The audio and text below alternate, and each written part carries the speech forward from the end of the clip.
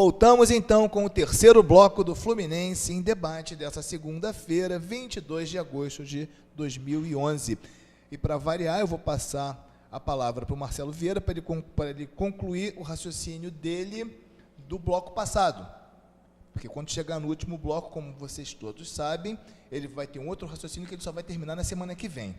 Mas vamos lá, você estava falando sobre... Eu estava complementando todo o meu raciocínio e também puxando um pouco de volta para o jogo do Vasco e do Fluminense, porque o André fez um comentário sobre o time do Vasco. O time do Vasco tem jogado muito bem. E chama a atenção quando esse time do Vasco, que tem jogado muito bem, e fez mais uma nova boa partida com o Fluminense, e o Fluminense conseguir ser até superior durante a partida a esse time do Vasco. Eu fiquei com medo, eu confesso que eu fiquei um pouco temeroso quando começou a partida e teve uma jogada pelo lado esquerdo que o Vasco fez em velocidade, abriu pelo lado direito de repente para a subida do seu lateral, que entrou já podendo chutar para o gol numa condição excelente. Eu falei, poxa, hoje vai ser complicado o jogo. E o Fluminense não, o Fluminense conseguiu equilibrar as ações e fazer uma boa partida. Então, se o Fluminense está conseguindo equilibrar as ações com o Vasco nessa altura do campeonato, que o Vasco está num momento de ascensão muito interessante, é sinal de que o Fluminense também está no caminho certo.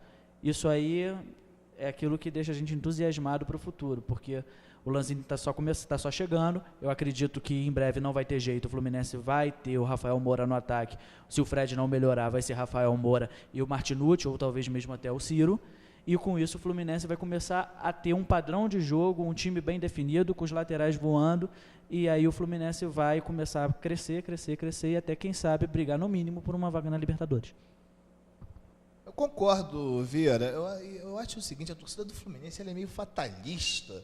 Ou seja, qualquer alteração que ocorre no roteiro, né, já gera um pânico, já gera uma polêmica terrível. Eu apontei o Fluminense como o grande favorito do Campeonato Brasileiro desse ano antes dele começar.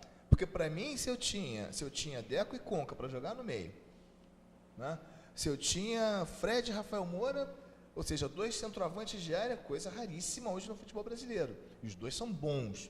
Pelo menos o Fred, quando quer jogar, né?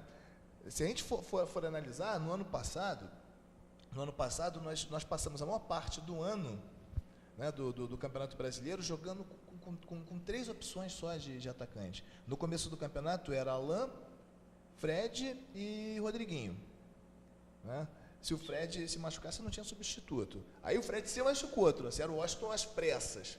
Né? Mas o Fluminense passou a ter, aí já tinha mandado o Alain embora, ou mandou um pouco depois, ficou o Washington, o Emerson e o Rodriguinho. Ou seja, o Emerson quebrou, ficou o Washington e o Rodriguinho, e teve jogo que o Muricy teve que jogar no 3-6-1, até no 3-6-1, porque não tinha opção. Mas enfim... Então, hoje o Fluminense tem um cardápio de atacantes enorme.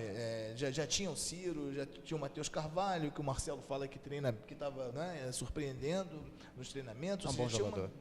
Uma grande quantidade de jogadores.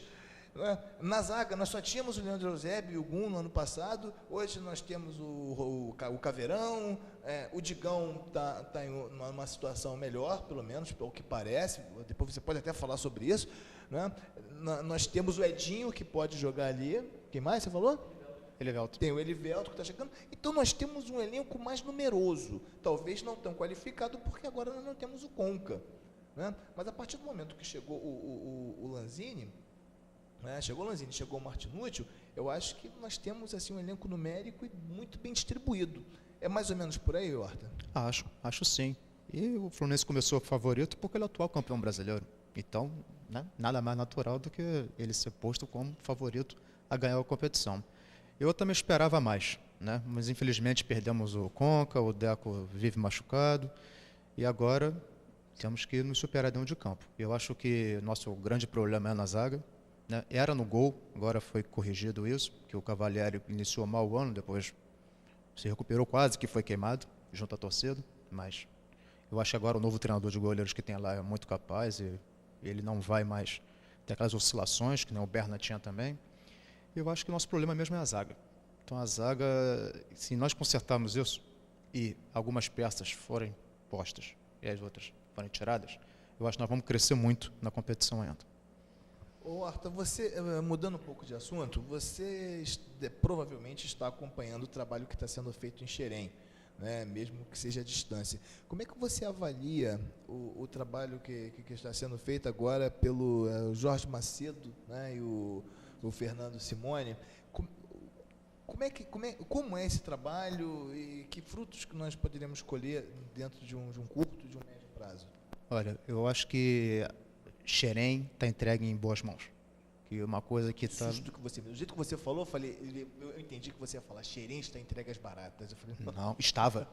Estava. Até janeiro estava. Infelizmente estava. Tanto que nós vimos como é que estava o hotel em Xerém, como é que estava o gramado em Xerém, que vão entregar 2 gramados agora.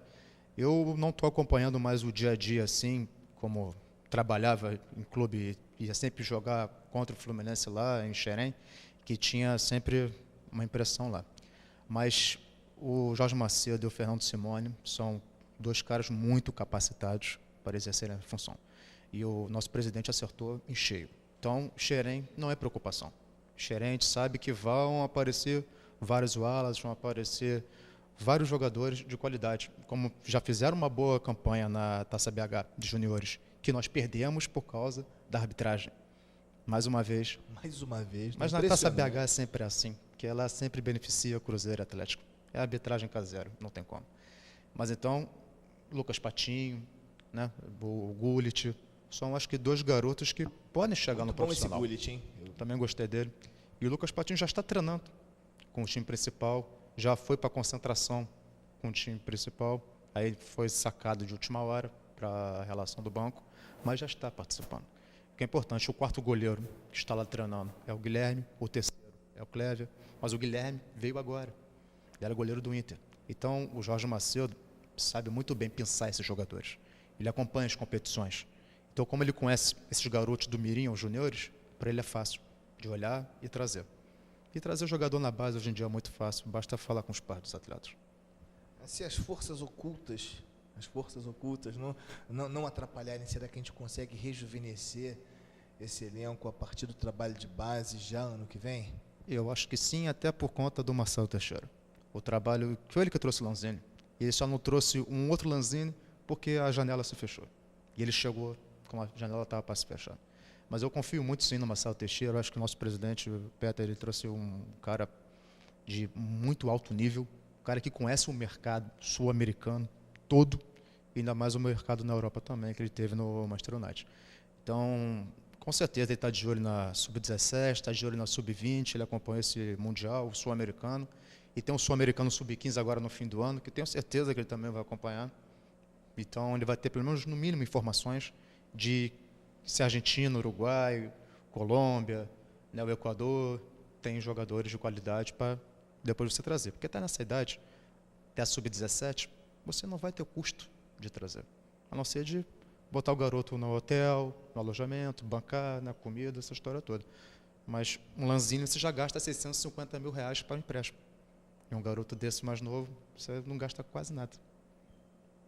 É verdade. Marcelo, a gente tem na cabeça, né, muitas suposições, né? Ou seja, nós não estamos dentro do planejamento do departamento de futebol, nós não estamos dentro da cabeça dos gestores, então a gente sempre acaba tirando as conclusões baseado naquilo, na superfície, né? Na superfície do que a gente vê.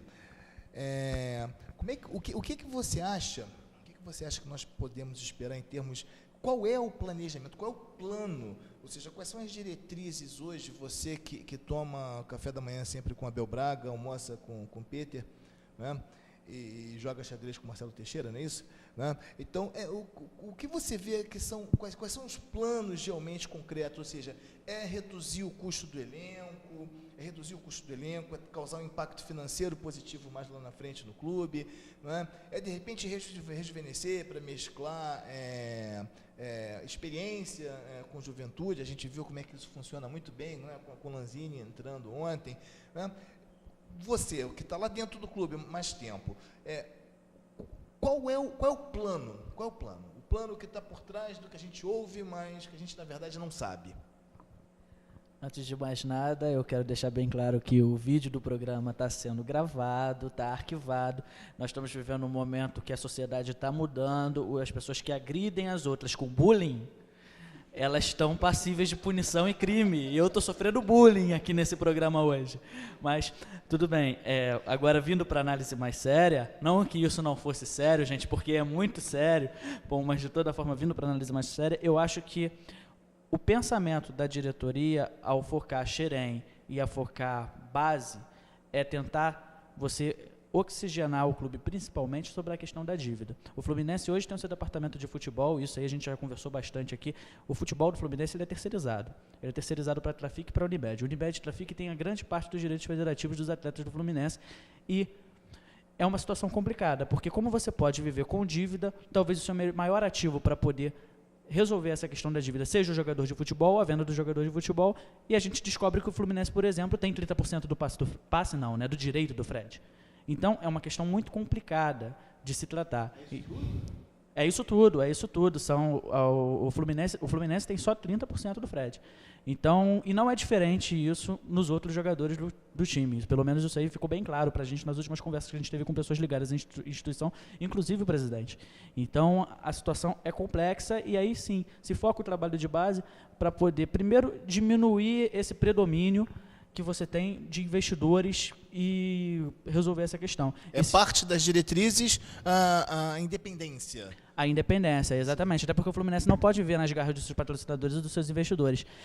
E para você ter uma ideia, isso já é uma política que já tem no dia a dia. Essa equipe, o André pode até falar melhor sobre isso, da Taça BH, ela já foi completamente reformulada. Você tem todos os jogadores que o Fluminense não tinha, no mínimo 50% de direitos, o Fluminense mandou embora e recontratou jogadores de forma que o clube tenha no mínimo 50% do direito de cada atleta. Isso aí já mostra qual é a política. Eu não preciso nem complementar muito mais do que isso. Entendeu? Muito bom. A gente espera que realmente seja esse mesmo o caminho, o Horta. Eu acho que tem que ser esse o caminho. E não vale a pena você ter no clube o jogador com 10, 20, 30%, a não ser você ter hoje o Wallace com 10%. Ele vale a pena estar lá. Infelizmente tem os 10%, mas deixa ele lá e você ganha 10% em cima do que ele vai render lá na frente. Mas de hoje em diante, tem que ser 50% no mínimo para o Fluminense. No mínimo. Você não pode ficar com 49% para baixo. O clube que tem que ter retorno.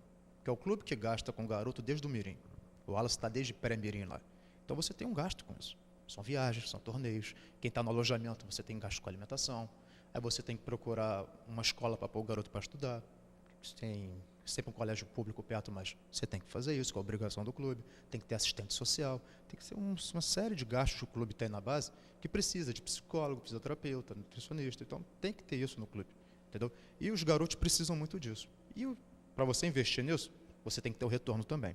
E o retorno que o clube vai ter não é mais com bilheteria. O dinheiro da TV agora está melhorando. O do patrocinador do uniforme também está melhorando, mas é com o jogador que você faz uma boa renda. Então você tem que ter esse 50% no mínimo, para lá na frente você poder vender muito bem e ter uma parte boa para poder investir e contratar outros jogadores. Exatamente, e essa questão da porcentagem que você tem do jogador seria um problema até menor quando ela imputa em você ter perda só de financeira.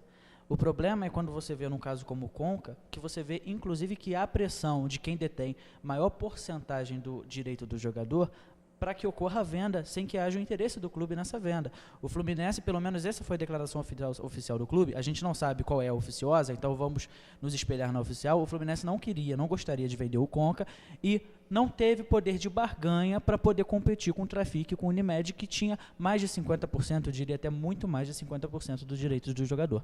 Mas aí eu não acho que foi falta de poder de barganha, não. Eu acho que aí já foi um acordo. Eu acho que isso tudo já estava acordado, inclusive até entre o jogador, inclusive até com o jogador. Não é que o Fluminense não tinha condições de vetar. O Fluminense era dono do direito federativo. Se o Fluminense é dono do direito federativo, então a palavra final é do Fluminense. No mínimo, o que eu acho que o Fluminense deveria fazer, né, era exigir a multa, como se falava 2 dias antes da venda do Conca que o Fluminense ia fazer, e de repente, sumiu. Eu concordo com você, em parte, até o momento que o discurso oficial, pelo menos eu conversei com pessoas ligadas diretamente ao Fluminense a essa questão do Conca, e elas me confidenciaram que o Fluminense não queria brecar, mas não tinha esse poder de barganha. Esse foi o argumento oficial. E é um poder financeiro. Não, seria está acuado financeiramente de alguma forma, e realmente o Fluminense está acuado financeiramente. Por quê? Porque a maior parte dos direitos econômicos dos atletas hoje pertencem a parceiros que deveriam ser patrocinadores, então o Fluminense perde realmente o poder de barganha nesse ponto. Agora, podia bater o pé. Se ele quisesse bater o pé, batia o pé e ficava com o jogador. Ele não era obrigado a vender. Podia, mas aí ia viver, de repente, uma situação política insustentável. Não pode ter prerrogativa para acontecer esse tipo de coisa. Agora, vamos falar a verdade, não podia ter mandado um outro jogador, não vou falar o nome não, porque a gente, né, já fica parecendo perseguição. Deixava o Conca aqui, enfim. Mas nós voltamos em seguida, que nós vamos aproveitar um pouco aqui a presença do Horta para falar um pouquinho sobre o trabalho dele especificamente, que é na Seleção Brasileira Sub-17, e um pouco sobre o futebol brasileiro. Nós voltamos já.